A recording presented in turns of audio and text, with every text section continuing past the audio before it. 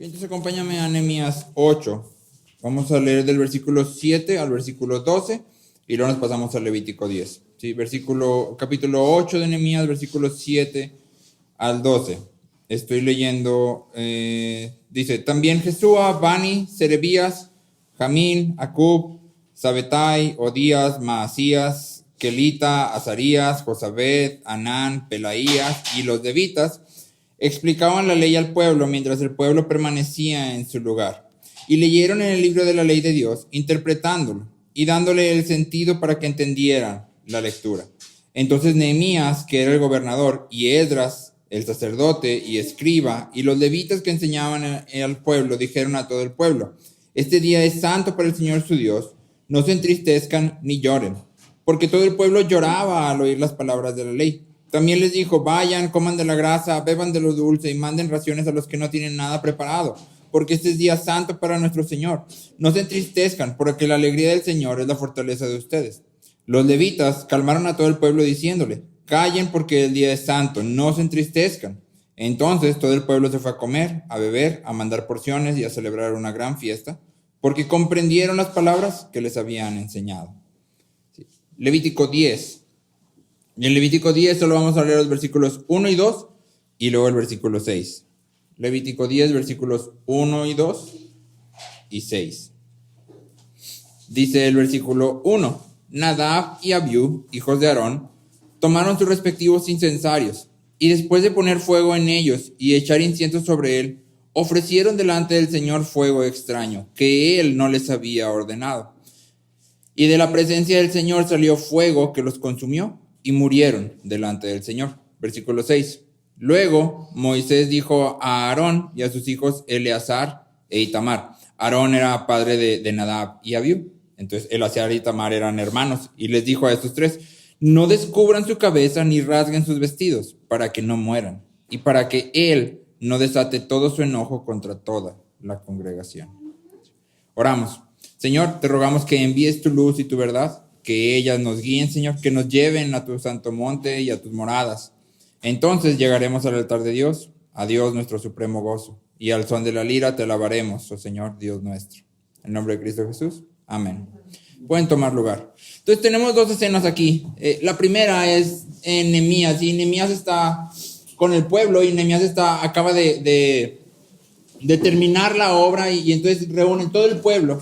Esto es algo que a mí me asombra, porque dice que todo el pueblo le pide a Esdras y a Nehemías. Todo el pueblo se reúne al principio del capítulo 8, dice como un solo hombre, y le piden a Esdras y a Nehemías, le ruegan que por favor les lean la ley de Dios. ¿Alguna vez tú has rogado a alguien que te lea la Biblia, por favor?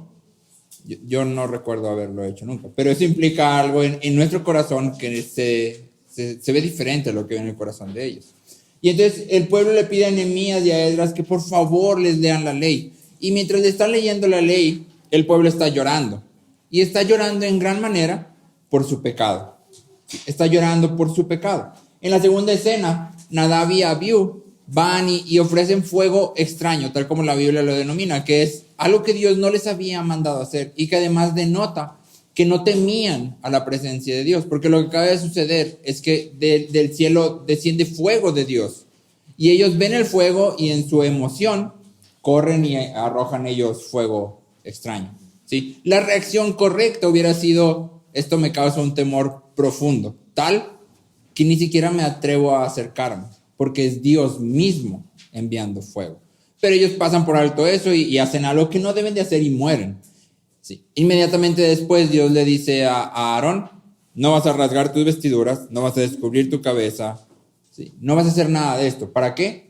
Para que no mueras, tú y tus hijos, los dos que te quedan, y que mi ira no descienda sobre toda la congregación. Alguna vez conocí a una persona que su frase para no hacer ciertas cosas era, no me nace. Le pedían hacer X o Y y él decía, no, es que no me nace. Y entonces la idea básicamente era que cuando algo no te nace del corazón, cuando no sientes hacer algo desde el corazón, lo correcto es no hacerlo. Porque si lo hicieras, serías hipócrita, porque no te está saliendo del corazón. Y entonces esta persona básicamente, no sé, decían, oye, que si quieres ayudar a fulanito porque tiene algo que hacer, no, es que la verdad no me nace. Y como ya no le nacía, y como si lo hacía sin que le saliera del corazón, era hipocresía, ¿qué creían que pasaba? Pues no lo hacía, ¿sí? Porque no le nacía, ¿sí? Por otro lado, no sé si te has fijado que en nuestra cultura hemos elevado a las emociones al nivel de máximo amo y señor de todo lo que somos y hacemos, ¿sí? Uno de los puritanos dice que si en tiempos pasados tú lo hubieras ido y le hubieras dicho al psicólogo, es que creo, siento que este no es mi cuerpo, ¿qué te hubiera dicho el psicólogo, el estudioso? ¿Qué te hubiera dicho? Sí, pues hay que ajustar lo que sientes a tu realidad. Pero ahora tú y yo vamos y decimos, es que siento que esto no es mi cuerpo. ¿Y qué ajustas? Tu cuerpo. ¿Quién está mandando? Lo que sientes. Hemos elevado a lo que sentimos al nivel del Señor. Y de hecho estas dos cosas son dos caras de la misma moneda. Tanto la persona que dice, no me nace, y como no me nace, no lo hago. Y la persona que dice, lo que siento, eso hago. ¿Sí? Son exactamente lo mismo. ¿Sí? Estamos elevando a nuestras emociones al nivel de nuestro Señor. ¿Sí? Sin embargo, en estas dos escenas vemos algo que es totalmente diferente. Y es Dios viene y Dios limita lo que el pueblo siente. De hecho, no solo lo limita porque le dice, no vas a estar triste, sino que debes de estar contento. Debes de estar gozoso. ¿Sí? Este es un día santo. Y en el día santo la emoción que corresponde es gozo. ¿Te sientes triste? No estés triste. Estate gozoso. Y en el caso de Aarón, viene y limita la expresión de su dolor. ¿Sí? No le dice no estés triste, pero le dice no vas a expresar tu dolor. ¿Sí? Porque rasgar las vestiduras y quitarte el cabello y todo eso era una forma de expresar dolor. Y si tus dos hijos acaban de morir, ¿qué sería lo normal que tú hicieras? Expresar tu dolor. Pero Dios viene y dice, no, si yo soy tu Señor, yo soy lo que te gobierna, no tus emociones. Y entonces no vas a expresar tus emociones de esa forma. ¿Sí? Entonces, en estas dos escenas y en toda nuestra vida, Dios viene y se coloca como el Señor de su pueblo. Y ser el Señor de su pueblo incluye nuestras emociones y nuestras respuestas a esas emociones. ¿Sí? Porque no siempre sentimos emociones correctas. Yo creo que la mayor parte del tiempo, de hecho, sentimos cosas que sabemos que no deberíamos de sentir. ¿Sí? Y el punto es que Dios se coloca como el Señor de lo que sentimos y de la forma en que expresamos lo que sentimos. Él es nuestro Señor. Esto, Dios gobernando nuestras emociones y la forma en que respondemos, es la santificación de nuestras emociones. Cuando tú y yo logremos que nuestras emociones sean gobernadas por Dios, en el sentido de que respondemos correctamente a nuestras emociones y que nuestras emociones son transformadas para sentir lo que debemos de sentir, Dios está trabajando en nuestra santificación. Eso es santificación. Te pregunto, en el cielo, ¿vamos a poder sentir tristeza? ¿Vamos a tener la capacidad de ponernos tristes?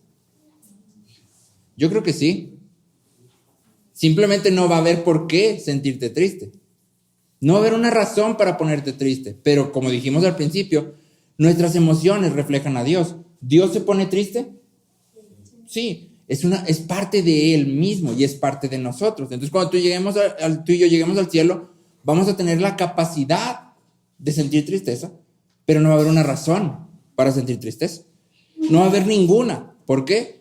Porque vamos a estar completamente bajo el gobierno perfecto de Dios, sin pecado, sin maldad. Entonces la capacidad va a seguir ahí, pero ya no se va a usar, porque no hay una razón para ponerse triste. Eso es santificación. Te fijas, no es que la emoción desaparece, sino que se acopla a la realidad de que Dios es mi Señor. ¿Sí? Entonces el punto final de nuestra santificación no es ya la tristeza ya la tiré y eso nos convertiría en algún tipo de estoico. ¿Sí? Ya no hay tristeza.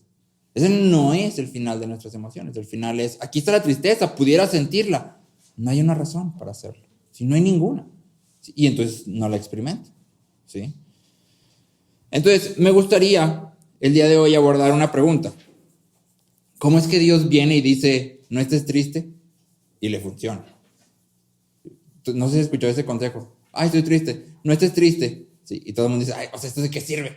Pero si te fijaste, Dios aquí lo hace 2 veces. Y a Dios le funciona. ¿Sí? O puesto de otra forma. me gustaría preguntar, ¿cómo es que crecemos en santificación respecto a nuestras emociones? ¿Sí? ¿Cómo es que tú y yo podemos, número uno, responder correctamente a nuestras emociones? Y número dos, cambiar lo que sentimos, cambiar nuestras emociones. ¿Cómo es que podemos responder correctamente a ellas? Número uno. Y número dos, ¿cómo podemos cambiarlas? Sí. Y hago énfasis en que debemos de notar que nuestro objetivo principal es responder correctamente a lo que sentimos. Responder correctamente a lo que sentimos. ¿Sí? No es, en primer lugar, cambiarlas. Cambiarlas es un subproducto de responder correctamente a ellas. Lo primero que queremos lograr es cómo respondo correctamente a lo que siento.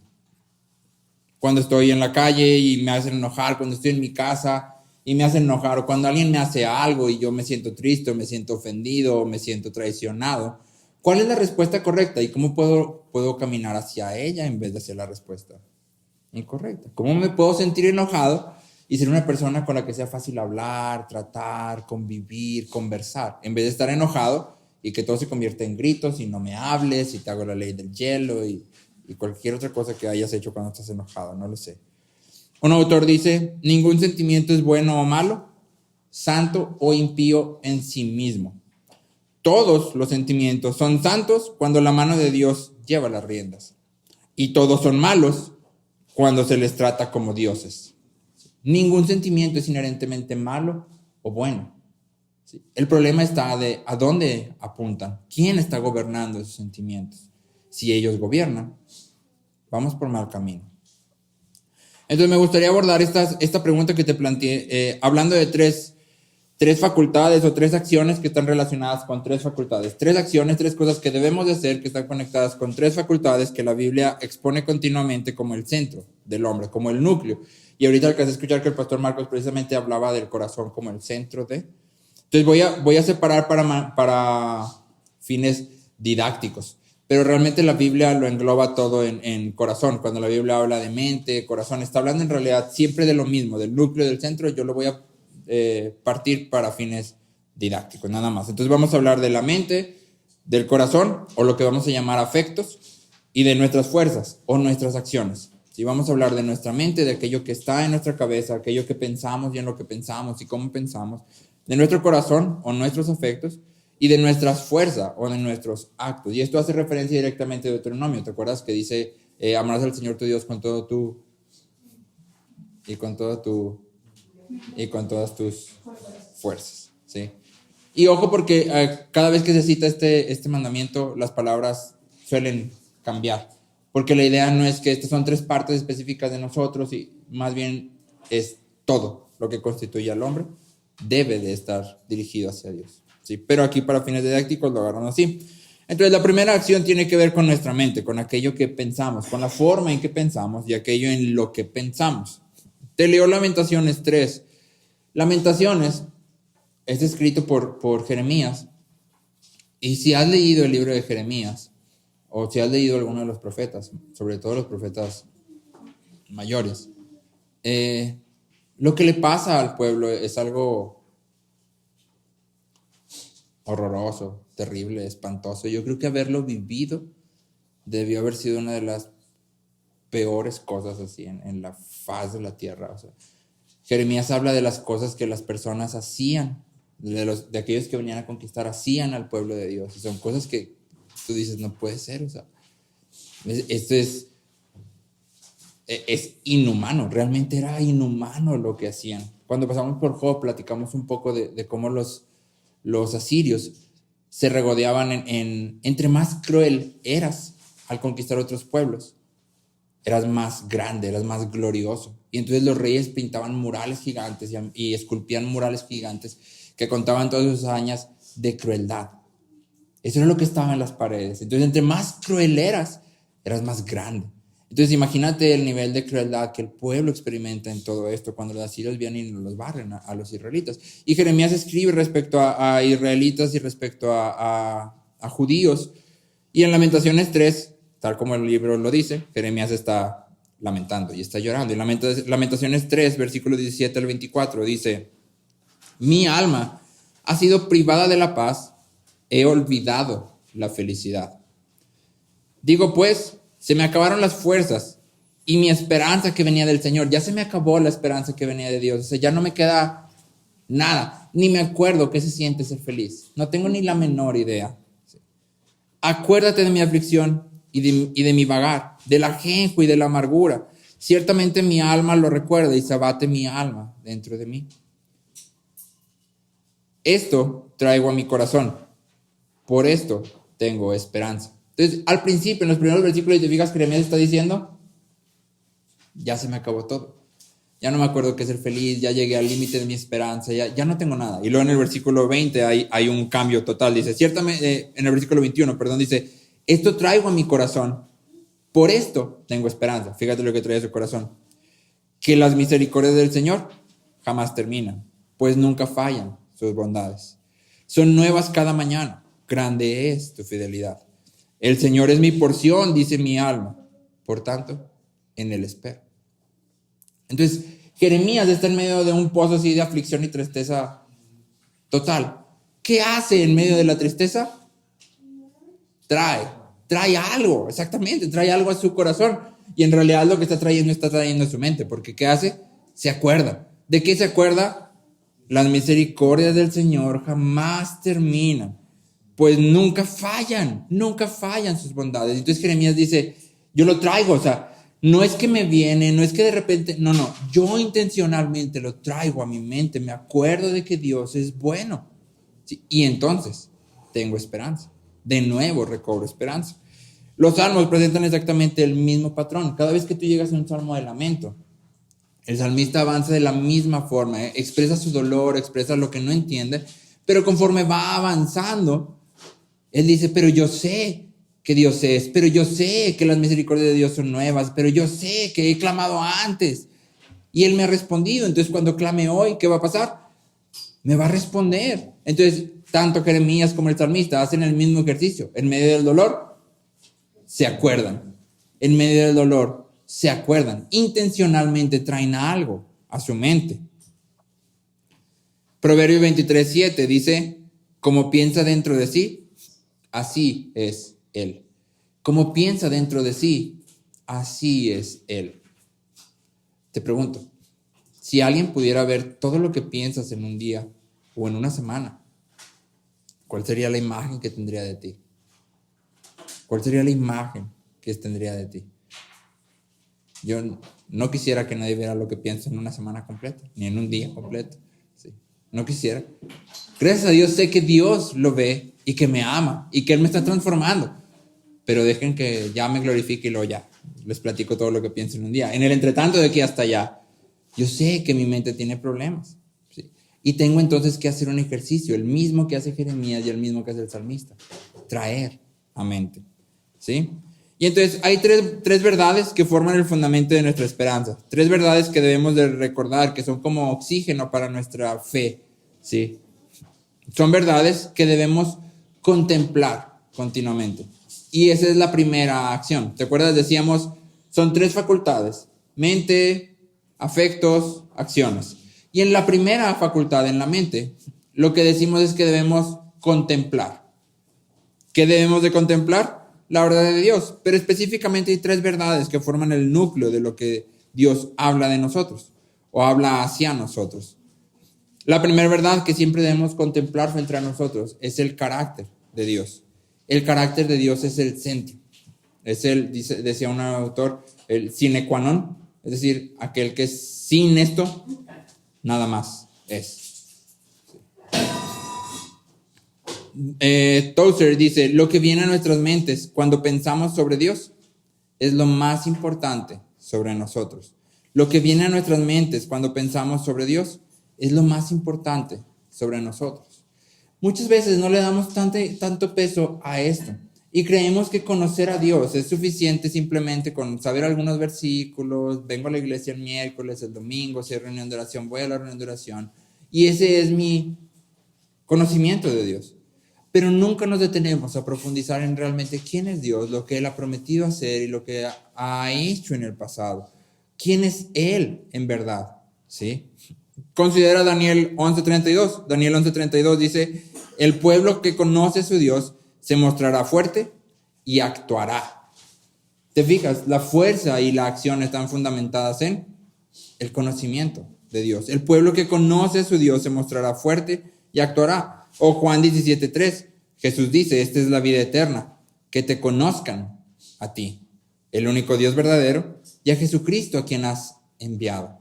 Esta es la vida verdadera. Entonces, si la vida verdadera está conectada directamente con el conocimiento que tenemos de Dios, te pregunto, esta no es una pregunta doctrinalmente correcta, simplemente funciona de didáctica. ¿Qué tanta vida eterna tienes?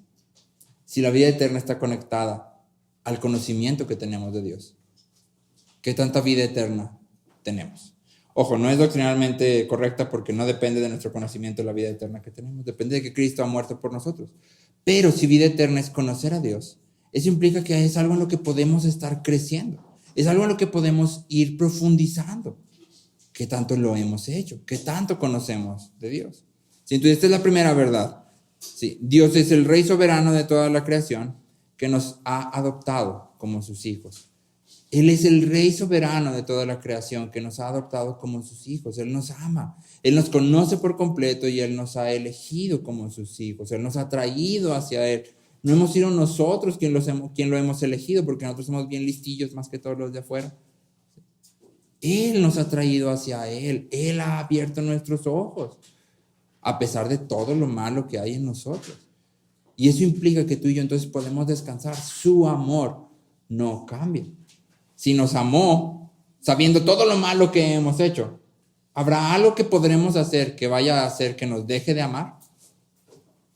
No. Él ya sabe todo lo que vamos a hacer. Todo. Todo desde antes de que nazcas, Él ya lo sabe y de todas formas Él ha puesto su mirada sobre nosotros. ¿Sí? Número 2, o la segunda verdad que siempre debemos de contemplar, es la justificación. Cristo vivió la vida que tú y yo no podíamos vivir y murió en la cruz llevando toda la ira de Dios que nuestros pecados merecen sobre sus hombros. Lutero llama a esto el gran intercambio, o el intercambio extraordinario, maravilloso, asombroso, porque es un intercambio a todas luces injusto. Dios viene, toma toda nuestra maldad, toma todo el castigo que nuestros pecados merecen, toma todo lo malo que hay en nosotros y lo pone sobre Cristo. Y luego toma toda la justicia de Cristo y la pone sobre nosotros. ¿Justo? Para nada, estamos recibiendo algo que no merecemos y que nunca podríamos merecer. ¿Sí? Pero es lo que Dios está haciendo. Si creemos que nuestra aceptación delante de Dios depende de nuestro desempeño o de nuestras obras, si creemos que Dios nos trata con base en nuestra buena o mala conducta, vamos a tener una estabilidad emocional equivalente a una gelatina. Porque cada vez que yo me porte mal, y no sé tú, pero yo me porto mal, o peco, si quieres verlo así, peco todos los días, todo el tiempo. Y si mi aceptación delante de Dios depende de si peco o no peco, pues ya mejor ahí córtalos. No tiene ni siquiera sentido seguir esforzándose. Sí. Pero no depende de eso, sino que depende de lo que Cristo ha hecho. Nada da más estabilidad emocional, gozo auténtico y satisfacción inquebrantable que descansar en la obra de Cristo para nuestra justificación. El saber que somos aceptados delante de Dios por lo que Cristo ha hecho, eso nos da completa paz. Sé que Él me ama, me amará, me ha amado, que Él me transforma, que Él me está cambiando, que Él está obrando en mí, que es por su amor, que yo tengo plenitud, que yo tengo seguridad de que voy a llegar a verlo. Y entonces cuando me equivoco, claro que me arrepiento y claro que pido perdón, pero lo hago con paz en mi corazón. Sé que tengo perdón delante de Él por lo que Cristo ha hecho, no por lo que yo haga. ¿Sí? Y número 3, o la tercera verdad que siempre debemos de contemplar frente a nosotros, tiene que ver con el futuro. Te leo Job 19, versículos 25 al 27. Yo sé que mi Redentor vive y al final se levantará sobre el polvo. Y después de deshecha mi piel, aún en mi carne veré a Dios, al cual yo mismo contemplaré y a quien mis ojos verán. Te pregunto, ¿alguna vez has estado en medio de la aflicción, en medio del sufrimiento, en medio del enojo, en medio del dolor, en medio de y has pensado, oye, pero espérate, voy a ver a Dios. Voy a ver a Dios. De manera que entonces digas, no tengo por qué estar enojado. O no tengo por qué estar infinitamente triste, porque voy a ver a Dios.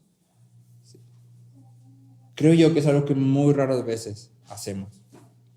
Creo que muy raras veces hacemos eso. Porque aunque tenemos la misma esperanza que Job tiene y la misma esperanza que Pablo tiene, muchas veces no la tratamos de la misma forma. Romanos 8:18 dice, pues considero que los sufrimientos de este tiempo presente no son dignos de ser comparados con la gloria que nos ha de ser revelada. Y entonces Pablo está hablando de todo lo que él ha sufrido.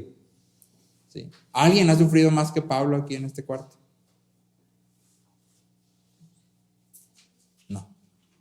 Y sin embargo Pablo dice, creo, me parece, considero que los sufrimientos no se comparan con la gloria que va a ser revelada. ¿Sí? Y muchas veces, aunque tú y yo, te decía, tenemos esta esperanza, no la tomamos igual, no hace lo mismo en nosotros. Y el asunto es que no se trata solo de saber las cosas. ¿Qué es lo que pasa con nosotros? Sabemos, ¿sí? Sabemos. Doctrina de la justificación, sí, Cristo imputa su justicia en mí y ya, lo sabemos. Sabemos quién es Dios, sabemos que vamos a ir al cielo, sabemos. Pero esas verdades que sabemos no han bajado en nuestros corazones, de manera que los hayan transformado, ¿sí? Esto nos lleva al segundo punto, que tiene que ver con la facultad de nuestros afectos. Por afecto se entiende aquello que más deseas, aquello que consideras preciado, aquello que de verdad anhelas. Esos son tus afectos, ¿sí? Entonces, abrazar la verdad de quién es Dios, de la obra de Cristo y de nuestra esperanza futura, no solo significa saber los datos doctrinales o los versículos que soportan estos datos, sino que se trata de contemplar continuamente, de recordarnos continuamente, de meditar continuamente en aquello que la verdad de Dios dice, ¿sí? James Hinton dice, es al meditar en el amor de Dios en Cristo que el corazón se derrite. La tentación es vencida y el alma es consolada y santificada. Es al meditar en el amor de Dios en Cristo que el corazón se derrite, la tentación es vencida y el alma es consolada y santificada. ¿Qué significa entonces meditar? ¿Qué implicaría no solo saber la verdad de Dios, sino meditar en ella? Dios nos ha dado emociones que están diseñadas para no cambiar, a menos que aquello que amemos cambie. Lo que sea que capture nuestra confianza y nuestro amor va a controlar nuestros sentimientos. Segunda de Corintios 4:6 dice, pues Dios que dijo, de las tinieblas resplandecerá la luz, es el que ha resplandecido en nuestros corazones para iluminación del conocimiento de la gloria de Dios en el rostro de Cristo, para iluminación del conocimiento de la gloria de Dios. Entonces, es a través del Espíritu Santo que nuestros corazones son iluminados para conocer la gloria de Dios en el rostro de Cristo. Es a través del conocimiento de la palabra en el Espíritu Santo que tú y yo atesoramos a Cristo. Es decir, no es simplemente hacer una lectura mecánica de la Biblia. Hoy toca leer de Génesis 1 al 3 porque es leer la Biblia en un año y para leer la Biblia en un año pues lees 3, 4 y ya leí toda la Biblia en un año. ¿En qué medité? En nada. ¿En qué pasé tiempo? En nada. Simplemente la leí un chorro, pero realmente no le di tiempo de nada. Espero que hagas tus tiempos de devocional. Te pregunto aquí, en tu tiempo de devocional, ¿das un tiempo para pasar dando vueltas a un solo versículo, o a dos, o a una sola palabra dentro de eso que estás leyendo? Que estés leyendo, no sé, vamos a decir que estás leyendo Salmos y que no solo sea Salmo 1, y por tanto no se levantará los hijos de amén, Señor, te pido por este día, ya me voy. Sí. Porque entonces te estás perdiendo de mucho y de hecho no estás meditando en la palabra, estás leyendo la palabra que es buena, pero está incompleto. Falta otro pedazo muy importante, que es, ok, esto es lo que estoy leyendo hoy, pero esto fue lo que me llamó la atención, esto me está esto, aquí hay algo como que me está llamando la atención, y pasas tiempo dándole vueltas. ¿Qué significará? ¿Por qué está así? ¿Por qué lo dice así? ¿Qué es lo que Dios está haciendo? ¿Quién es Dios a la luz de esto que estoy leyendo? ¿Quién es Él? ¿Sí? ¿Y qué es lo que yo debo de hacer? Si Dios es el soberano, todopoderoso Rey del universo, ¿cómo debo vivir yo? Pues debo vivir confiando completamente en Él, bajo su voluntad, bajo sus mandamientos, porque Él es el todo soberano Rey del universo. ¿Sí? Él es todopoderoso y yo vivo confiado en eso. Él es bueno y yo confío en su bondad. Pero si no hacemos esa práctica, la verdad solo se queda como verdad intelectual. Y verdad intelectual es, Corintios dice, el conocimiento envanece. Si todo se queda solo como información aquí, nomás ¿te acuerdas que ese ya tenía un tiempo? John Stott dice que como cristianos no estamos en el negocio de criar renacuajos, ¿te acuerdas? ¿Qué es un renacuajo? Un ser que es mucha cabeza y nada más. ¿Sí? Un renacuajo es una cosa que es mucha cabeza y nada más. ¿Sí? Y eso no es lo que como creyentes queremos hacer. Primera de Pedro 3:15. Este versículo me gusta por lo que dice. Fíjate bien, dice, santifiquen a Cristo como Señor en sus corazones. Santifiquen a Cristo como Señor en sus corazones. ¿Sí? Santificar a Cristo quiere decir honrarlo, establecerlo en primer lugar, ponerlo como lo más preciado, lo más alto, lo más increíble en nuestros corazones. Y entonces, santifiquen a Cristo como Señor en sus corazones. ¿Cómo? Estando siempre preparados para presentar defensa ante todo el que les demande razón de la esperanza que hay en ustedes. ¿Cómo santificamos a Cristo en nuestros corazones? Estando siempre preparados para presentar defensa ante todo el que les demande razón de la esperanza que hay en ustedes. Es decir, santificamos a Cristo en nuestros corazones conforme tú y yo profundizamos en la verdad de la palabra. De manera que entonces podamos explicar nuestra esperanza. Esto es lo que creo y lo creo porque Dios es así, porque Él ha hecho esto, Él ha dicho esto. ¿Sí? Esta es mi esperanza. Eso es lo que me mueve. Esa es la manera en que tú y yo santificamos a Cristo en nuestros corazones. De la misma forma en que podemos saber o podemos decir que un esposo ama a su esposa, no simplemente porque sabe datos aleatorios, como cuánto mide, de qué color es su cabello, cuánto pesa, ese ya es un dato más específico, pero tal vez habrá quien lo sepa. ¿Sí? Si un esposo sabe eso de su esposa, pero no sabe mucho más, ¿dirías tú que la ama? Eso lo puede saber casi cualquiera. El médico lo sabe y a lo mejor sabe más datos que nomás esos. Sabemos que un esposo ama a su esposa cuando puede decirte lo que de verdad le gusta, lo que no le gusta. Si puede decirte cómo va a reaccionar a tal cosa. Oye, ¿tú crees que si le digo esto, ella no te va a decir esto y aquello y esto y aquello? ¿Y cómo sabes? Pues la conozco. He pasado tiempo con ella, entonces sé lo que le gusta. También sé que hay cosas que no le gustan, que ni siquiera tiene que decírmelas. Yo sé que no le gustan, ¿sí? Ahí podemos decir, ok, fulanito ama a su esposa, ¿sí? Porque se ha dado el tiempo de conocerla en profundidad, ¿sí? De esa misma forma, tú y yo podemos decir que conocemos a Dios cuando profundizamos en conocer a Dios. Si te acuerdas, regresando a la lectura con la que iniciamos en el libro de Nehemías, el pueblo está llorando y está llorando intensamente. Y no sé si notaste que dicen que Esdras, Nehemías y los levitas, que hace una mención eran muchos levitas, pero todos tienen que estar pasando en medio del pueblo, tienen que estar diciendo, ya no llores, lo cual implica, por esa dinámica y por las palabras que el texto usa, que el pueblo no estaba, sino que estaban, sí, yo no he tenido el privilegio de ir a Israel, pero hay ciertas personas que sí han ido, y entonces ellos platican que los judíos son demasiado expresivos. Entonces cuando tú lloras. Si vas a llorar, llora bien. Y si has leído Esdras y Nehemías, te vas a dar cuenta que es cierto. No sé si te acuerdas, tal vez alguno se acuerde, pero Esdras de repente se da cuenta que hay algo que el pueblo está haciendo mal. Y su reacción, que a mí me parece como, es que, pues obviamente la barba larga, lo que empieza a hacer él es que se arranca cabellos de la barba y luego se avienta al piso. Se levanta, se arranca cabellos de la barba y se avienta al piso.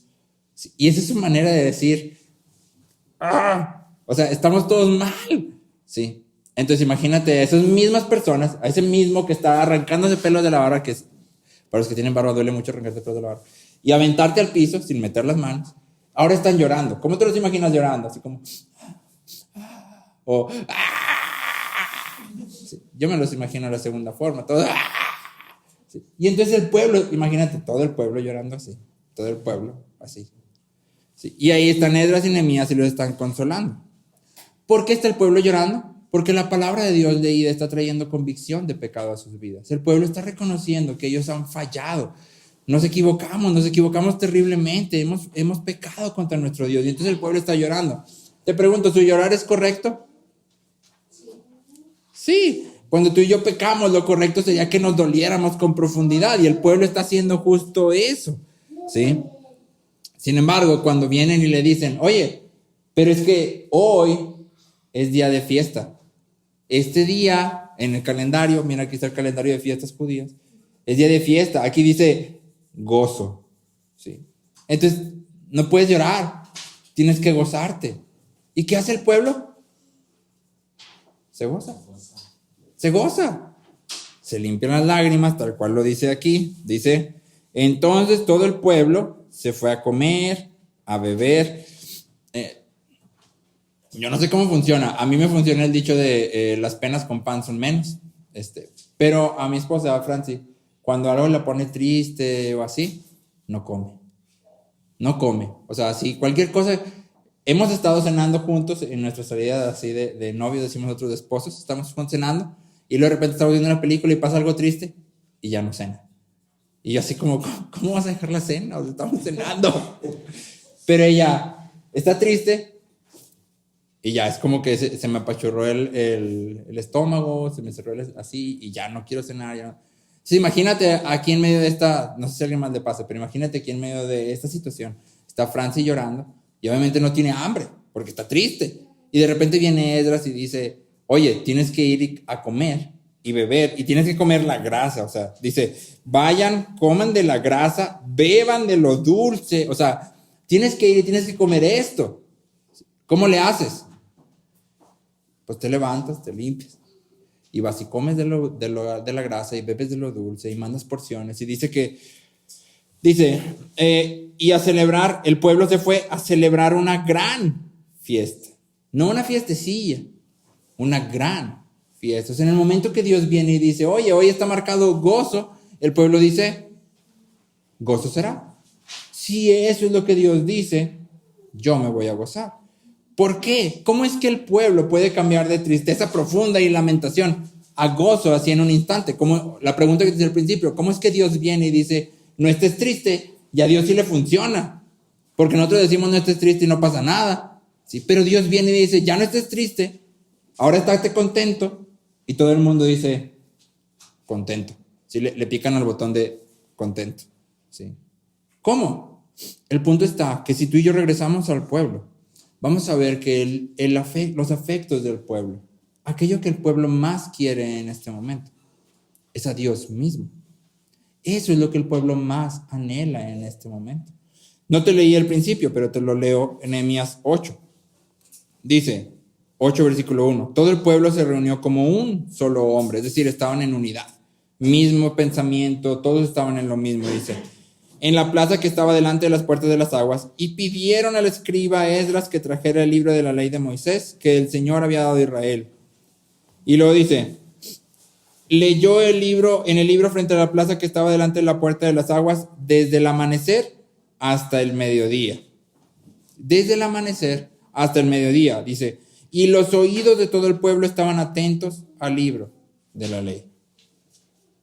Yo no sé tú, pero ayer estuvimos en un congreso, y pues en la mañana llegas, empezó bien temprano, y es una sesión, y luego dan un pequeño break de café, y luego es otra sesión, y luego y luego es otra sesión, y así como que un chorro seguidas, hasta el mediodía.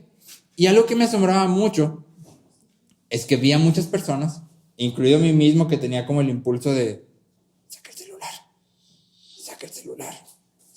¿Para qué? Para nada.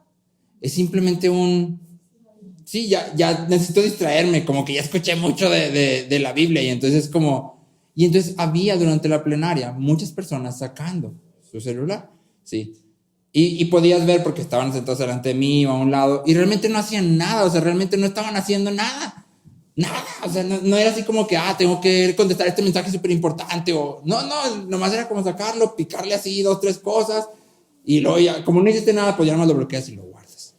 Sí. Pero en cambio, a diferencia de nosotros, el pueblo aquí está escuchando. Ellos piden y lo van y se sientan y escuchan desde el amanecer hasta el mediodía y todos están atentos todo el tiempo. ¿Qué es lo que ellos más quieren? A Dios. Eso es lo que ellos más quieren. Y entonces por eso cuando están tristes, pero Dios viene y dice, contento. Ellos dicen, contentos. Contentos, porque mis emociones no son mis señores. Y si aquello que yo más quiero indica que debo estar contento, ¿qué voy a hacer yo? Estar contento, porque mis emociones no me gobiernan. Dios me gobierna, Él me hizo. Entonces, para que tú y yo podamos responder adecuadamente a nuestras emociones, Dios tiene que ser nuestro mayor tesoro. Aquellas verdades que sabemos en la cabeza deben de bajar al corazón. Y lo hacen cuando tú y yo pasamos tiempo meditando en ellas, meditando en la palabra, hablando con otros de cómo Dios ha obrado en sus vidas y maravillándonos de lo que Dios ha hecho, recordando Dios ha obrado en mi vida y maravillándonos de ello. Como cristianos casi no hablamos, pero una de las virtudes cristianas que creo que solo son cristianas es el asombro. El asombro es una virtud cristiana, porque es algo en lo que deberíamos de vivir constantemente, en asombro. Qué asombroso que el Dios creador de todo el universo me ha amado. Qué asombroso que a pesar de mi pecado no me deja de amar. Qué asombroso que me ama y Él me transforma para habitar con Él. Qué asombroso que ha dado una familia que está a mi alrededor. Qué asombroso. Y si nunca perdiéramos el asombro, nuestros corazones serían más fácilmente cautivados por Dios.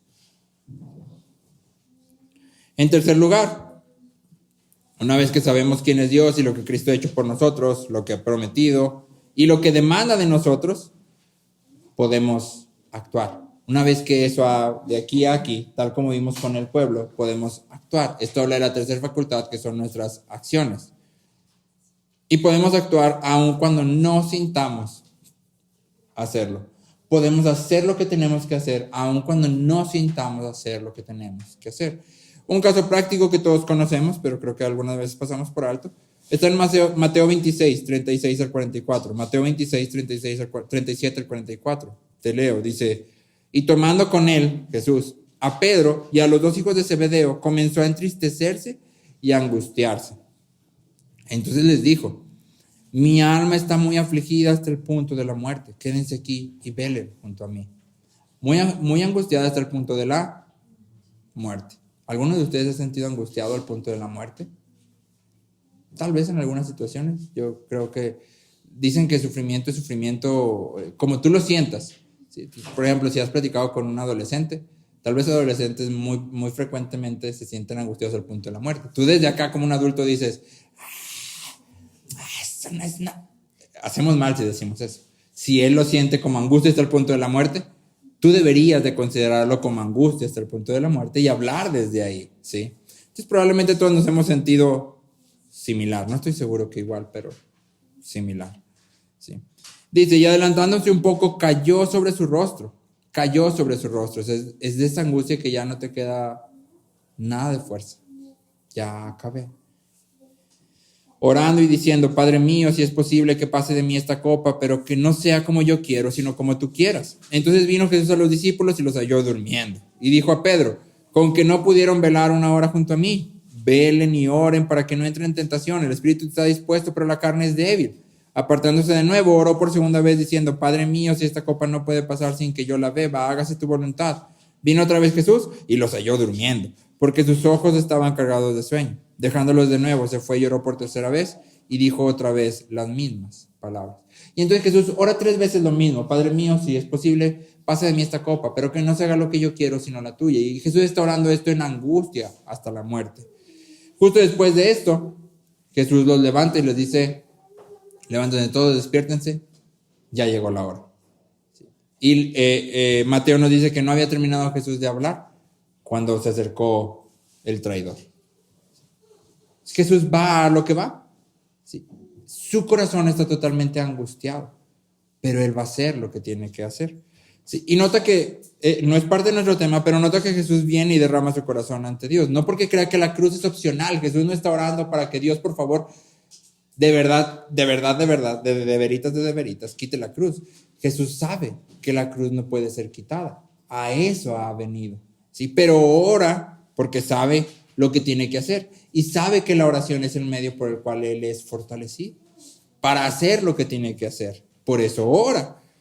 Y entonces Jesús está yendo a la cruz y sus sentimientos no están acorde a lo que Él está haciendo. Diríamos aquí, le está naciendo en el sentido de que siente Jesús ir a la cruz. Sus emociones le dicen, ve a la cruz. No, sus emociones le están diciendo, no vayas, o sea, córrele, vete a otro lado, vuela, regrésate, o sea, haz otra cosa, pero no vayas. Eso es lo que sus emociones están diciendo. Y sin embargo, ¿qué hace Jesús? Va a la cruz. Y la pregunta es, ¿qué es lo que motiva a Jesús a hacer lo que sabe que debe hacer, pero no siente hacer? ¿Qué lo empuja? El autor de Hebreos nos dice, Hebreos 12:2, Jesús, por el gozo puesto delante de Él, soportó la cruz. Jesús, por el gozo puesto delante de Él, soportó la cruz. Y entonces Jesús tiene un tesoro. ¿Sí? Aquello que más ama sobre toda la tierra, ¿sí? Es la gloria de Dios manifestada en nuestra salvación. Es decir, Jesús nos ve a ti y a mí y dice, ellos, su salvación, es lo que vale la pena que yo vaya a la cruz, aun cuando no lo siento. La gloria de Dios manifestada en la salvación de los que hemos amado, de los que Dios ha amado, vale la pena, hace que esto que yo tengo que hacer, lo haga, aunque no lo sienta. ¿Sí? Y entonces, Cristo establece el patrón para nosotros. ¿Sí? El patrón para nosotros es, ve a la palabra, contempla la verdad expuesta en la palabra, no solo la leas, contémplala. Me encanta Pablo en Gálatas, cuando empieza, Pablo está un poco molesto en Gálatas, tantillo nomás, pero Pablo empieza a decir, oh Gálatas insensatos, ¿sí? Ante cuyos ojos Cristo fue crucificado. Los Gálatas no estuvieron en la crucifixión de Cristo. Pero Pablo dice, ante sus ojos Cristo fue crucificado. ¿Por qué puede decir eso? ¿Por qué crees?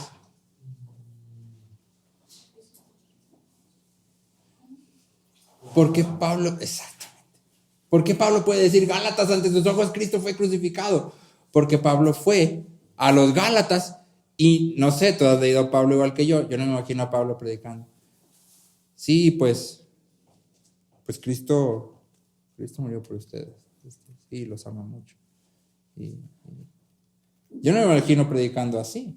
Seguramente la predicación de Pablo fue, Cristo vino y es Dios mismo y bajó y se hizo hombre, y de tal forma que los Gálatas, al escuchar a Pablo, es casi como si lo estuvieras viendo. Y entonces Pablo puede decir, ante sus ojos Cristo fue crucificado. Es decir, no solo lo saben, sino que lo contemplaron, lo vieron. ¿Cómo? A través de pasar tiempo ahí y de la predicación de Pablo. Entonces tú y yo debemos venir a la palabra, debemos de contemplar la palabra que está expuesta en ella, debemos meditar continuamente en nuestro pecado y en el amor de Dios, y debemos de hacer aquello que somos llamados a hacer. Mientras estamos en este ciclo virtuoso, en este círculo virtuoso de contemplar, atesorar y hacer, nuestras emociones van a ir siendo transformadas. Pero nuestro llamado es a hacer. Haz lo que tienes que. Si nunca has leído el libro de Sufrir Nunca es Humano, te lo recomiendo, de Elizabeth Elliot, que dos de sus esposos fallecieron. y el tercero, si no me equivoco, tuvo demencia. Ella tuvo demencia. Okay. Sí. Pero ella repite una frase a través de todo su libro y es, haz lo que tienes que. Entonces dice que ella cuando muere su primer esposo, su pensamiento es, haz lo que tienes que. Y entonces sigue la labor. Ya muchos años después se vuelve a casar y de repente su esposo muere y ella llega a su casa y ella dice, haz lo que tienes que hacer. ¿Y qué crees que empieza a hacer? A limpiar su casa. Empieza a hacer sus quehaceres de la casa. Okay, esto es lo que tengo que hacer en este momento y eso empieza a hacer y empieza a limpiar su casa. ¿Sí? Y esa es la frase que ella repite a través de todo el libro. Haz lo que tienes que hacer. Y ella cita un salmo, no recuerdo el salmo, pero dice, ¿qué daré a Jehová por todos sus bienes? Beberé la copa de su salvación. Y entonces ella dice, yo no sé qué va a traer la copa que Dios me está dando. O sea, yo no sé si la copa que Dios me está dando incluye sufrimiento, incluye muerte, incluye enfermedad, no tengo idea, eso solo Él lo sabe. Pero porque Él es bueno, yo voy a tomar lo que Él me dé y voy a hacer lo que tenga que hacer, confiando en que Él es bueno. Y ese es nuestro llamado. Haz lo que tienes que hacer, porque en Cristo podemos ver la bondad de Dios. Podemos contemplarlo. Y entonces nuestro corazón es transformado. Y entonces, aunque no sientas hacer las cosas, hazlas, porque tus sentimientos no son tus señores. Dios es tu Señor. Y entonces yo hago lo que mi Señor pide de mí. ¿Lo sienta o no lo sienta? Y confío en que Él va a ir transformando mis sentimientos. Oramos.